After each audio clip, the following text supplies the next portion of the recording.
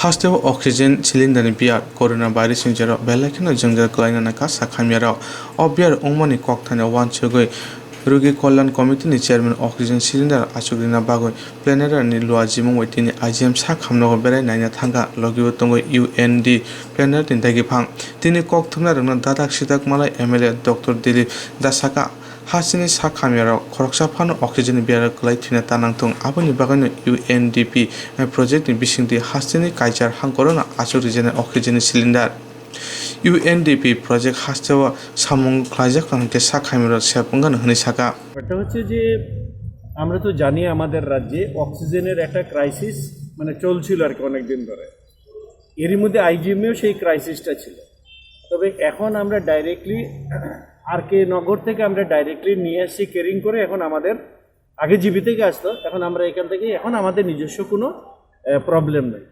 কিন্তু আমরা চাইছি যে ইউএনডিপির প্রজেক্টের মাধ্যমে আমাদের 8টা ডিস্ট্রিক্টে অক্সিজেন প্লান্ট বসবে যেখান থেকে অক্সিজেন পাওয়া যাবে তো সেই হিসাবে আমাদের আইজিএমেও একটা ঢুকানো হয়েছে যদিও এটা ডিস্ট্রিক্ট লেভেলে আছে এখন আমাদের আইজিএমে একটা প্লান্ট বসাবো এই প্লান্টটা ইউএনডিপি ফান্ড থেকে আসবে বাকি যা আছে পাইপলাইন ইনস্টলেশন বা স্ট্রাকচার যেটা সেটা আমরা নিজেরা করবো আর কি এটা স্টেট গভর্নমেন্টের করতে হবে যেটা উনি যেটা এসেছেন সেটা বলছেন আর কি তো বাকি ব্যাপারটা আমি I will request him please two also press the say something for the media.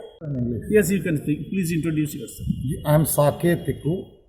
I am consultant to UNDP. I am an expert on medical oxygen generation and storage. UNDP is funding 1050 LPM size plant, which is roughly around 215 cylinders in 24 hours. Will be producing this is the largest plant which UNDP is supporting in Northeast.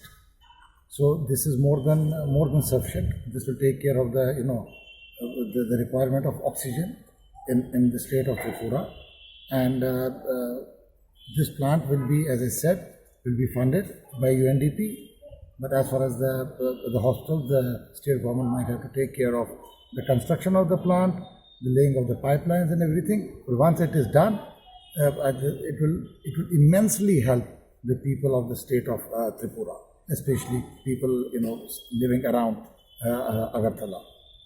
So this is a very good thing which UNDP is doing with the support of the state government.